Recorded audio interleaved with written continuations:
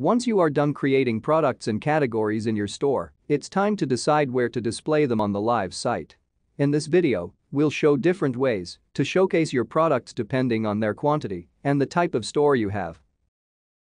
First things first, it's worth mentioning that we have an automatically created store homepage where all the products and categories are placed by default. You can access this page by clicking on the relevant button in the product list or by entering the direct URL/shop. What you can do is add a direct link to this homepage right from the site's navigation bar, this way.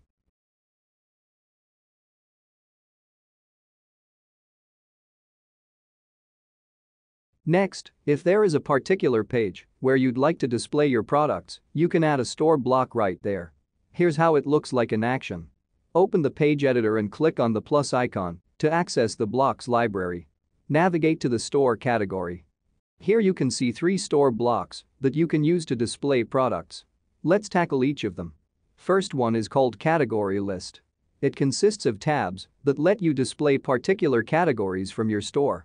To select a category, click on the gear, then pick one from the drop-down list.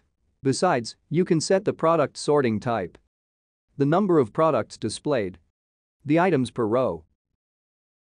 If needed, tick to display the out-of-stock products and product descriptions. Click on the next tab and repeat the settings. More on tabs customization in the video we linked above. The second store block we'll show is called Products. Basically, here you manually choose products for the cards. These could be products from different categories. You can add more items by clicking on the plus here or remove the unnecessary ones from the settings under the 3 dots. The third block is called Storefront. It allows you to display a single category.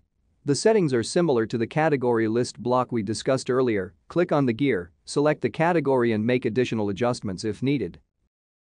Finally, if you'd like to display a single product in an existing block, you can add that product as a standalone element, just like other elements.